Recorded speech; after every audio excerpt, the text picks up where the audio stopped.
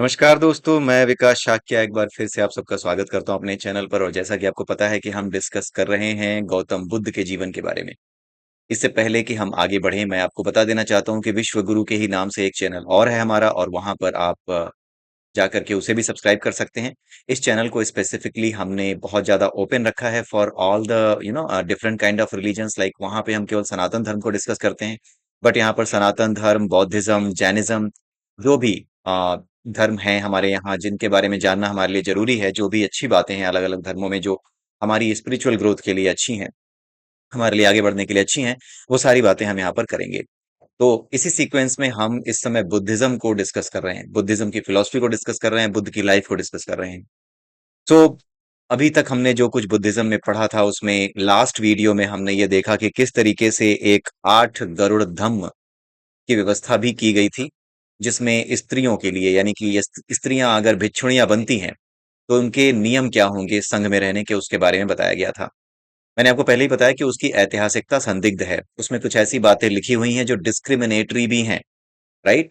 तो इसी बात को समझना चाहिए हमें कि जो डिस्क्रिमिनेटरी बातें हमें लिखी हैं, वहां पे लिखी गई हैं, हो सकता है कि वो बाद में ऐड की गई हो, किसी ऐसे व्यक्ति ने ऐड की हो जो कि उस तरह का प्रोग्रेसिव माइंडसेट का या उस तरह के माइंडसेट का ना हो, जैसे कि वास्तव में गौतम बुद्ध थे। क्योंकि बहुत से ग्रंथ और बहुत सी चीजें ऐसी हैं जो कि गौतम बुद्ध की मृत्यु के कई समय, काफी वर्षों के बाद आई हैं। अब उसमें जिन लोगों ने उनको समझने की कोशिश की, गौतम बुद्ध के उपदेशों की, वो उन्हें ठीक से समझ पाए कि नहीं समझ पाए, वो जान पाए कि नहीं जान पाए, वो क्या कहना चाहते थे, इन बातों को वो कह पाए या नहीं कह पाए, गौतम बुद्ध की बातों को सही से एनालाइज कर पाए कि नहीं कर पाए। ये सब बातें अपनी जगह पर एक सवाल बन करके खड़ी हो जाती हैं, क्योंकि गौतम बुद्ध तो गौतम बुद्ध ही थे, बुद्ध की तरह दूसरा बुद्ध कोई नहीं हुआ, कृष्ण की तरह कोई दूसरा कृष्ण कोई नहीं हुआ। इसलिए जो भगवत गीता उन्होंने कही, जिस इंटेंट के साथ कही, उसको लेकर के कितने भी लोग व्याख्या करते रहे, लेकिन जो ओरिजिनल भगवत गीता थी वो ओरिजिनल ही रहेगी। आज की डेट में जितने भी लोग हैं जो कि इसके बारे में, भगवत गीता के बारे में कमेंट्री करते हैं या भगवत गीता को लेकर के जो बातें कहते हैं, जैसे हमारे चैनल पे भी हमने, दूसरे चैनल पे हमने भगवत गीता के बारे में बातें बताने की कोशिश की, लेकिन वो एक तरीके से हमारी अपनी अंडरस्टैंडिंग के बेसिस पे एक अलग तरीके से बात को कहने की कोशिश की गई, जो हमारे लिए एक पॉइंट ऑफ व्यू थी कि ऐसा भी पॉइंट ऑफ व्यू हो सकता है, ऐसे भी सोचा जा सकता है, ये भी एक नजरिया हो सकता है चीजों को देखने का। लेकिन वास्तव में सच क्या था, वास्तव में कृष्ण भगवान क्या कहना चाहते थे, हो सकता है कि हम उसके 10% भी नजदीक ना पहुंचे हो, या हो सकता है 1% भी नजदीक ना पहुंचे हो। ये भी बात हो सकती है। तो उसी तरीके से भगवान बुद्ध के बाद जितने भी लोग हुए जिन्होंने उनकी बातों पर टीका टिप्पणी करने की कोशिश की, या उनकी बातों की व्याख्या करने की कोशिश की, उनके ज्ञान की व्याख्या करने की कोशिश की, हो सकता है कि वो इस स्तर पे ना रहे हों कि उनकी व्याख्या वो ठीक से कर पाएं। और हो सकता है इसी वजह से उन्होंने इस तरह की चीजें हमारे सामने रख दी हों जो कि आज हमें विवादित लगती हैं। क्योंकि जो भी व्यक्ति, जो महापुरुष होता है, उस महापुरुष के जाने के बाद जब सामान्य लोग जो उनके अनुयायी होते हैं, जब वो बातों को लिखना शुरू करते हैं, तो होता क्या है कि वो समाज में उस समय जो भी वातावरण होता है, उस समय जो भी परंपराएं होती हैं, जो भी रीत रिवाज का पालन होता है, उन रीत रिवाजों के परिदृश्य में ही वो महात्माओं की बात को, जैसे महात्मा बुद्ध की बात को रखने की कोशिश करते हैं, ताकि वो उस समय के हिसाब से फिट बैठ जाए। अगर आप देखें तो हम बुद्धिज्म को, हम भगवत गीता को, जैनिज्म को क्यों आज की डेट में पढ़ रहे हैं, क्योंकि हम आज के परिप्रेक्ष्य में या आज के समय के हिसाब से ये जानना चाहते हैं कि क्या है ऐसा भगवत गीता में, या क्या है ऐसा बुद्धिज्म में या जैनिज्म में जो हमारे आज के समय के लिए उपयोगी हो। आज के समय के लिए हम जो उपयोगी चीजें निकालना चाहते हैं, ठीक उसी तरीके से उस समय जिन विद्वानों ने चीजें रखने की कोशिश की, महात्मा बुद्ध की बातों को पढ़ करके, समझ करके उन्हें समझाने की कोशिश की, हो सकता है कि उन्होंने उस समय के रीति रिवाजों और समय की परंपराओं को ध्यान में रखते हुए अपनी तरफ से बातें लिखी हों, अपनी तरफ से बातें कही हों, और वो व्याख्या समय के अनुसार की गई हो, क्योंकि हर चीज समय के अनुसार ही व्याख्यायित होती है। एक समय ऐसा था, हो सकता है कि उस समय, जिस समय ऐसा समय था, हो सकता है कि उस समय अगर आप किसी लड़की को, जो घर के बाहर पढ़ने नहीं जाया करती थी, घर में ही शिक्षा दीक्षा हुआ करती थी, राजाओं की बेटियों की, राजाओं की बेटियां कभी घर से बाहर नहीं निकलती थी, उनकी शिक्षा घर पे ही होती थी। हो सकता है उस समय पे अगर आप इस चीज को फिट करना चाहो कि हाँ, इनकी शिक्षा दीक्षा बाहर करवाई जाएगी या होती थी, या इस तरह की चीजें हम करवाएंगे, तो हो सकता है एक फ्रिक्शन क्रिएट हो समाज में। तो जो चीजें जैसी थी, इसीलिए मैं कहता हूँ ना, परंपराएं धर्म है, धर्म परंपराएं धर्म नहीं है, धर्म परंपरा नहीं है। तो इसलिए दोनों को अलग करके देखना होता है। जो परंपराएं होती हैं उनके दृष्टिकोण से धर्म को नहीं नापा जा सकता, क्योंकि परंपराएं समय में समाज उस समय के हिसाब से समाज में जिस तरह की रीत रिवाज फॉलो हो रहे थे उन रीत रिवाजों से दूर होती है। धर्म हमेशा रीत रिवाजों से दूर होता है, उसका रीत रिवाज से लेना देना ही नहीं होता। इसलिए रीत रिवाज अलग चलते हैं, धर्म अलग चलता है। लेकिन होता क्या है कि जब कहानियां लिखी जाती हैं, जब बातें लिखी जाती हैं, जब नियम बनाए जाते हैं, तो रीति रिवाजों को ध्यान में रख करके नियम बनाए जाने लगते हैं। फिर होता यह है कि धर्म और रीति रिवाज ये दोनों मिक्स कर देते हैं लोग, राइट। और इसको मिक्स करने के बाद कोई ऐसा साहित्य नहीं लिखते जो ये बताए कि नहीं, धर्म और आपकी रीति रिवाज दोनों अलग हैं। अगर ऐसा ना होता तो भगवान कृष्ण महाभारत ना करवाते, वो ये ना कहते कि नहीं भीष्म ने अपनी प्रतिज्ञा ना तोड़ करके सही नहीं किया है। वो कहते कि नहीं, प्रतिज्ञा ना तोड़ना ये तो मजबूरी थी उनकी, वो उनकी मजबूरी बताते। लेकिन उन्होंने ऐसा नहीं कहा। उन्होंने यही बोला कि भीष्म पितामह को अपनी प्रतिज्ञा तोड़ देनी चाहिए थी, अगर आज के समय में उनकी प्रतिज्ञा धर्म नहीं बचा पा रही है। तो हमारे सभी शास्त्रों में, हमारे सभी जितने भी धर्म ग्रंथ हैं उन सब में ये बात बड़े स्पष्ट रूप से कही गई है कि समय परिवर्तनशील है, और परिवर्तनशील समय के अनुसार ही हमें रीति रिवाजों की परिभाषा धर्म के परिप्रेक्ष्य में बदल देनी चाहिए। आई रिपीट, रीति रिवाजों की परिभाषा बदल देनी चाहिए धर्म के रिस्पेक्ट में, ना कि धर्म की परिभाषा बदलिए रीति रिवाजों के लिए। उल्टा कर देते हैं लोग, धर्म को रीति रिवाजों से जोड़ देते हैं। रीति रिवाजों को धर्म के साथ अलाइन करो। धर्म का अर्थ है न्याय, धर्म का अर्थ है करुणा। ऐसा कोई भी रीति रिवाज जो कि करुणा से दूर जाने लगे, ऐसा कोई भी रीति रिवाज जो कि न्याय से दूर जाने लगे, जस्टिस ना कर सके, उसको तोड़ देना चाहिए, उसे गिरा देना चाहिए। ऐसी किसी भी दीवार को जो धर्म के नाम पर परंपरा का चोला ओढ़ करके खड़ी है, उसको गिरा देना चाहिए। कुल मिलाकर के यही चीज थी। तो इसीलिए महात्मा गौतम बुद्ध के समय में, भगवान बुद्ध के समय में, ये जो 8 गरुड़ धम्म की बात की जाती है, वो किस तरीके से की जाती है? वो ऐसे लिखी गई है जैसे कि स्त्रियों को इतने अधिकार ही नहीं थे। एज अ भिक्षुड़ी, जो भिक्षुणियां होती थी, ऐसा लगता है कि इतने अधिकार ही नहीं थे, लेकिन ऐसा नहीं है। उस समय के परिप्रेक्ष्य के हिसाब से चीजें लिख दी गई, परंपराओं को किनारे रखते हुए चीजों को धर्म के साथ जोड़ करके आगे बढ़ाया गया। लेकिन ये स्पष्ट रूप से किसी ने नहीं कहा कि आप जो है परंपराओं और धर्म को अलग अलग करके देखें, जबकि ये पूरी तरीके से स्पष्ट है हमारे सभी धर्म ग्रंथों के माध्यम से, बुद्धिज्म के माध्यम से। भगवान बुद्ध ने खुद ही बोला कि सब कुछ परिवर्तनशील है, सब कुछ नश्वर है। इसका मतलब परिवर्तित होकर के एक दिन नष्ट हो जाएगा। तो फिर इतना क्यों जो है तृष्णा में घुसना, इतना क्यों मोह माया रखना, ये सारी चीजें उन्होंने बोली। तो आज की डेट में जो बौद्धिज्म है उसमें हो सकता है कि आप आज 8 गरुड़ धम्म के विषय में ये बातें ना सुनते हो, क्योंकि अभी जो साजिश करने वाले लोग हैं ना, वो इसमें बिजी हैं कि कैसे बौद्धिज्म और हिंदुइज्म में लड़ाई कराई जाए। इसलिए बौद्धिज्म और हिंदुइज्म में जब लड़ाई कराई जा रही है तो उन्हें पता है कि हिंदुइज्म ऐसी चीज है जिसका नष्ट होना बहुत जरूरी है। जो दुश्मन है उनके लिए, जो शत्रु हैं, जो राक्षस हैं, उनके लिए ये जरूरी है कि हिंदुइज्म नष्ट हो, उन राक्षसों के लिए। इसी वजह से वो सबसे पहले अभी हिंदुइज्म के पीछे पड़े हैं। बाकी तो उन्हें पता है कि बाकी जितने धर्म है वो तो दाल में, जितने भी फॉलोअर हैं दूसरे धर्मों के, वो तो दाल में नमक के बराबर है। हिंदुइज्म को नष्ट करो, ये उनका लक्ष्य है। क्योंकि एक बार अगर वो हिंदुइज्म को नष्ट करने में सफल हो गए, तब आप देखना जो आज बातें नहीं हो रही है ना इस गरुड़ धर्म की, तब आप देखना एक बौद्ध होकर के ये बातें भी आप सुनोगे, क्योंकि फिर आपको नष्ट किया जाएगा। इसलिए एक हो जाइए समय से पहले। मजाक में मत लीजिएगा जो बातें बता रहा हूँ, ये मजाक नहीं है। तो 8 गरुड़ धर्म के विषय में हमने पढ़ा था। अब आगे चलते हैं, इनके बाकी का जो जीवन था उस जीवन के विषय में बाकी बची हुई बातें हम कर लेते हैं गौतम बुद्ध के विषय में। उसके बाद अगले वीडियो से हम जो फिलॉसफी है बुद्धिज्म की उसको डिस्कस करेंगे। तो कुछ बातें आती हैं गौतम बुद्ध के जीवन से संबंधित, उनको हम डिस्कस कर लेते हैं। जैसे एक था अंगुलीमाल। अंगुलीमाल जो है भगवान बुद्ध को मिला था ज्ञान प्राप्ति के 20वें वर्ष के पश्चात, यानी भगवान बुद्ध को जब ज्ञान प्राप्त हुआ तो उसके कई वर्षों बाद, यानी लगभग 20 वर्षों बाद जो है, कई वर्षों में इसमें 20 वर्ष की गिनती आती है। 20 वर्ष के बारे में लिखा हुआ है जो अलग अलग ग्रंथों में लिखा गया है। तो 20 वर्षों के बाद भगवान बुद्ध को अंगुलीमाल मिला और अंगुलीमाल उनका शिष्य बन गया। एक हिंसक व्यक्ति भी उनका शिष्य बन गया, क्योंकि अहिंसा की वास्तविक शक्ति भगवान बुद्ध के अंदर ही थी। ठीक है। जीवन के आखिरी वर्षों में, अब आखिरी वर्षों की बात यहां पर की गई है। भगवान बुद्ध के जीवन के आखिरी वर्षों में ऐसा कहा जाता है कि एक इनका शिष्य था, उसका नाम था चुंद। चुंद ने इनको एक बार अपने यहाँ खाने पे बुलाया और उनको एक सूकर माधव नाम का भोज्य पदार्थ खिलाया। सूकर माधव नाम का एक भोज्य पदार्थ यानी एक डिश बनाई, वो भगवान बुद्ध को खिलाया। अब होता यह है कि अभी मैं फिर बता रहा हूं, आज की तारीख में आपसे कोई नहीं कह रहा, क्योंकि अभी लोग बिजी हैं सनातन धर्म और बुद्धिज्म में लड़ाई करवाने में, और आप उसका शिकार बन भी रहे हैं।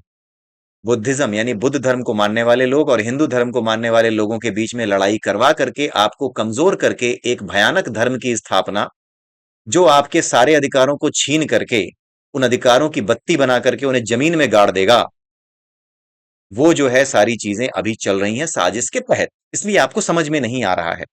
लेकिन आप ये समझ जाइए कि आज की डेट में ये जो बातें हम कह रहे हैं कि सूकर माधव नाम का एक भोज्य पदार्थ भगवान बुद्ध को उनके शिष्य चुंद ने दिया, आने वाले समय में जो भ्रम फैला हुआ है कि ये जो सूकर माधव है ना, ये सुअर का मीट था, ये सूकर माधव सुअर का मीट था, ये गलतफहमी लोगों में फैली हुई है। भगवान बुद्ध को सुअर का मीट खिलाया और भगवान बुद्ध ने खाया, ऐसा कई लोग मानते हैं। ठीक है, क्योंकि जिन्हें नहीं मानना है, जिन्हें बुराई करनी है आपकी, वो करते हैं ऐसा। आज की तारीख में आपको पुचकारा जा रहा है, अगर आप बौद्ध धर्म को मानने वाले हैं, आपको पुचकारा जा रहा है ताकि आप सनातन धर्म से शत्रुता अच्छे से निभाएं। आपको भरा जा रहा है बारूद आपके अंदर, ताकि आप सनातन धर्म को इतनी गालियां दें कि आप दोनों आपस में लड़के कमजोर हो जाएं। फूट डालो और राज करो, ये हमेशा की नीति रही है, लेकिन इसके बाद भी मुझे हमेशा ये समझ में नहीं आता कि हिंदू धर्म, बौद्ध धर्म, जैन धर्म के लोग इस बात को समझ क्यों नहीं पाते। शायद इसीलिए वो हम पे हंसते हैं। वो कहते हैं कि इनमें कोई अकल नहीं होती। शायद इसीलिए वो हम पे हंसते हैं, क्योंकि ये सब देखने के बावजूद भी आज हम आपस में लड़ रहे हैं। आप ये समझ जाइए कि आज आपसे कोई नहीं कहेगा कि भगवान बुद्ध ने सुअर का मीट खाया था, क्योंकि अभी उनको कहीं और व्यस्त हैं, अभी आपको लड़ाने में व्यस्त हैं हिंदुओं से। जिस दिन हिंदू कमजोर पड़ा या हिंदुइज्म कमजोर पड़ा, जैसा होगा नहीं, लेकिन एक समय की कल्पना कीजिए जब हिंदू इस देश में पूरी तरह कमजोर हो चुका है ही नहीं, तब आपकी ये बातें उठेंगी और आपको पूरी तरीके से नष्ट करने की तैयारी की जाएगी। ये भारतवर्ष के अंदर चल रहा है, आप इसको माने ना माने, जो है ये सामने जब आएगा तब तक बहुत देर हो चुकी होगी। इसलिए अभी अपनी आंखें खोलें, समझें। और सबसे बड़ी बात यह कि किसी धर्म की बुराई करनी क्यों है, वो क्या लेना देना है। आप भगवान बुद्ध के शिष्य हैं, आप भगवान बुद्ध के पालन करने वाले हैं। क्या जरूरी है कि आपको बुराई करनी है हिंदू धर्म की, मत करिए। अगर आप हिंदू हैं तो जरूरी है कि बुराई की जाए बुद्ध धर्म की, मत करिए। क्या दिक्कत हो रही है? एक दूसरे की बुराई करोगे तभी तो लड़ाई होती है, नहीं करोगे तो नहीं होगी। लेकिन नहीं, तुम्हारे अंदर जहर भरा जा रहा है ताकि तुम करो। होता है ना, कुत्ते की पूंछ में वो बांध दिया जाता था बचपन में। हम लोग क्या जो है, कई बार उसको शैतान बच्चे होते थे, कुत्ते की पूंछ में एक टीने का डब्बा बांध देते थे, तो खुरापात थी। ऐसी ही खुरापात जो है कुछ लोग करते हैं। ठीक है, तो इस चीज को समझना होगा कि ये जो खुराफातें चल रही हैं, ये जानबूझ करके किसी को छेड़ने के लिए की जाती हैं। ठीक है, यहाँ पर कुत्ते का एग्जाम्पल किसी नेगेटिव सेंस में ना लें, मैं सिर्फ खुरापाती लोगों की गतिविधियों के बारे में बात कर रहा हूं कि वो चैन से नहीं बैठ सकते। वो हमेशा किसी न किसी घटना को अंजाम देने की फिराक में लगे रहते हैं, ये उसका मतलब है। ठीक है, तो अब आगे जो है, सूकर माधव कोई सुअर का मीट नहीं था, इसको हमें समझना होगा। सूकर माधव जो है, जो मशरूम होता है ना, जिसे कुकुरमुत्ता कहते हैं, ये जो मशरूम होता है, यही मशरूम की एक प्रजाति होती है। इसी की सब्जी बना करके भगवान बुद्ध को चुंद ने खिलाई थी। तो सूकर माधव सुअर का मीट नहीं था, ये मशरूम था, जिसे कुकुरमुत्ता कहते हैं शुद्ध देसी भाषा में। वही भगवान बुद्ध ने खाया था, जिससे उनका पेट खराब हो गया था। बहुत से लोग होते हैं जो कि नहीं पचा पाते इसको, सूकर माधव या फिर कुकुरमुत्ते को या फिर जो मशरूम है इसको। तो ये जो चीज थी, इसकी वजह से उनको अतिसार हो गया। अतिसार यानी डिसेंट्री, राइट। उनको हैजा एक तरीके से हो गया। ठीक है, और उसी से उनकी मृत्यु हो गई। ठीक है, मृत्यु से पहले उन्होंने अपना आखिरी उपदेश किसको दिया था, ये भी अगर आप एग्जाम वगैरह देते हैं तो आप याद रखिएगा। मृत्यु से पहले उन्होंने अपना आखिरी उपदेश सुभद्द को दिया था। ठीक है, सुभद्द नाम का एक शिष्य था, उनको उन्होंने उपदेश दिया था। और मृत्यु के समय वो कहाँ आ गए थे, वो कुशीनगर आ गए थे। कुछ दिनों तक उनको ये बीमारी रही और वो कुशीनगर उसी समय आ गए, और कुशीनगर में ही उन्होंने अपने प्राण त्यागे। उनके जो प्राण त्यागने की घटना है उसको क्या कहा जाता है, उसे महापरिनिर्वाण कहा जाता है। ठीक है, दो चीजें हैं बुद्धिज्म में, निर्वाण और महापरिनिर्वाण। इन दोनों का अंतर समझ लीजिए, कभी कभी एग्जाम में पूछा जाता है, कभी कभी इंटरव्यू में भी पूछा जाता है। और ऐसे भी आपको पता होना चाहिए कि महापरिनिर्वाण और निर्वाण में क्या अंतर है। निर्वाण का मतलब होता है जीते जी, जब आप जीवित हैं, जीवित रहते ही वासनाओं से, तृष्णाओं से, अंतःकरण से छुट्टी पा लेना। जो भगवत गीता में कहा गया है कि मोक्ष कोई स्थान नहीं है, मोक्ष के लिए जो है कि मरने की जरूरत नहीं है। आप अपने शरीर में रहते हुए भी, 9 द्वारों वाले इस शरीर में रहते हुए भी आप सुखपूर्वक रह सकते हैं, यदि आप सभी वासनाओं से मुक्त हैं। कर्म के फल से, वासनाओं से, इन चीजों से मुक्त हैं, तृष्णाओं से मुक्त हैं, तो आप इस शरीर में रहते हुए ही मुक्त हैं। शरीर के भीतर रहते हुए ही मुक्त हैं। तो शरीर के भीतर रहते हुए भी जो मुक्त अवस्था में रहता है, उसकी स्थिति को क्या कहा जाता है? निर्वाण कहा जाता है। ठीक है। यहां पर निर्वाण शब्द का इस्तेमाल हुआ है, वहां मोक्ष शब्द का इस्तेमाल हुआ है। ठीक है। तो जो व्यक्ति अपने शरीर के भीतर, इस शरीर के मरे बिना भी अपने शरीर के भीतर अपने अंतःकरण से अपने आप को डिटैच करके रख पाता है, अपने आप को वासनाओं से दूर रख पाता है, वो जीवित होते हुए भी मोक्ष की स्थिति में है, निर्वाण की स्थिति में है, वो निर्वाण है। लेकिन कोई व्यक्ति जो पूरी तरीके से अपने अंतःकरण से, अपनी वासनाओं से, अपनी तृष्णाओं से कनेक्शन काट चुका हो, ठीक है, डिस्कनेक्ट हो चुका हो अपनी वासनाओं से, अपनी तृष्णाओं से, और उसके बाद जब उसने जब जीवन दिया तब तक वो निर्वाण का जीवन था। अब जब वो मृत्यु को प्राप्त होगा तो उसकी मृत्यु के प्राप्त होने के बाद उसकी जो स्थिति कही जाएगी उसको कहेंगे महापरिनिर्वाण। अब अंतर समझ में आया? निर्वाण वो है जो जीवित रहते हुए ही मुक्त अवस्था में जीने की स्थिति है। बिना तृष्णा के जीने की स्थिति निर्वाण की स्थिति है। लेकिन बिना तृष्णा के जीते हुए अपना समय पूरा करने के बाद जब आप मृत्यु को प्राप्त होते हैं तो उसे क्या कहते हैं? महापरिनिर्वाण कहते हैं। इसलिए भगवान बुद्ध की जब मृत्यु हुई तो उस घटना को क्या कहा गया? महापरिनिर्वाण कहा गया। इसलिए निर्वाण और महापरिनिर्वाण के बीच में आप अंतर समझ के रखिएगा। अब जब उनकी मृत्यु हो गई तो आपने बहुत से बौद्ध स्तूपों के बारे में सुना होगा। उन स्तूपों का आप पता कर लीजिएगा कहाँ कहाँ पे कौन कौन से हैं। स्तूपों का जो मेन पर्पस था वो क्या था, वो मैं बता रहा हूं आपको। स्तूप में क्या किया गया था? भगवान बुद्ध की मृत्यु के बाद उनके शरीर के अलग अलग हिस्सों को देश के अलग अलग कोनों में 8 जगहों पे उनके शरीर के 8 भाग किए गए। और उन 8 भागों पर, मतलब छोटे छोटे शरीर के जो अलग अलग हिस्से हैं, किसी ने नाखून, किसी ने कहीं कोई अंग का हिस्सा, किसी ने बाल, कहीं किसी ने कोई ना कोई अंग लिया, उन 8 भागों में बांट करके उन्होंने क्या किया? उनके अंतिम संस्कार के बाद उनके शरीर के बचे हुए अवशेषों को 8 भागों में बांट करके उनको भारत में अलग अलग स्थानों पर उनके ऊपर स्तूप बना दिए। वही स्तूप हैं जिनके नीचे भगवान बुद्ध की अस्थियां या भगवान बुद्ध के अवशेष हैं, शरीर के अवशेष हैं। तो वो 8 भाग किए गए थे और जगह जगह उन पर स्तूप बना दिए गए। ठीक है। तो ये थी भगवान बुद्ध के जीवन की कहानी। अब भगवान बुद्ध ने जो बुद्धिज्म की फिलॉसफी दी थी उसके बारे में हम अगले वीडियो में पढ़ेंगे।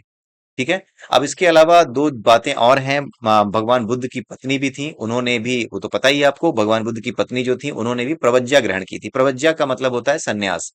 हिंदू धर्म में, सनातन धर्म में जिसे सन्यास कहते हैं उसे ही बौद्ध धर्म में प्रवज्ञा कहते हैं। ठीक है। और बुद्ध का सबसे बड़ा, उनके समय का सबसे बड़ा विरोधी कौन था? उनका अपना चचेरा भाई जिसका नाम था देवदत्त, वो उनका सबसे बड़ा विरोधी था। ज्ञान प्राप्ति के बाद भी उनका विरोधी वो बना रहा, जबकि वो उनकी शिष्य मंडली में भी शामिल था। ठीक है। तो इसी के साथ भगवान बुद्ध के जीवन से संबंधित घटनाएं यहां पर पूर्ण हुई। जितना कुछ भी भगवान बुद्ध से संबंधित पूछा जा सकता है, अगर आप एग्जाम की तैयारी कर रहे हैं तो, अगर आप नहीं भी कर रहे हैं और आप एक साधारण व्यक्ति हैं जो साधारण रूप से केवल जनरल नॉलेज अपना बढ़ाना चाहता है बुद्धिज्म के बारे में, इंटरेस्ट है बुद्धिज्म को जानने में, उसके लिए भी ये इंपॉर्टेंट है कि जितनी भी चीजें हमने अभी तक पढ़ी जानी वो आपके लिए सफिशियंट मटेरियल है भगवान बुद्ध के जीवन को जानने के लिए, भगवान बुद्ध को जो जीवन परिचय उसको जानने के लिए। अब भगवान बुद्ध की फिलॉसफी जो होगी उसको आगे हम अगले वीडियो से देखेंगे। तो बने रहिए हमारे साथ हमारे चैनल पर, और आपको निश्चित रूप से यहाँ पर काफी अच्छी जानकारियां मिलेंगी। एंड आई होप कि आप इसे एंजॉय कर रहे होंगे। तो अगले वीडियो में फिर मिलता हूं, तब तक के लिए नमो बुद्धाय।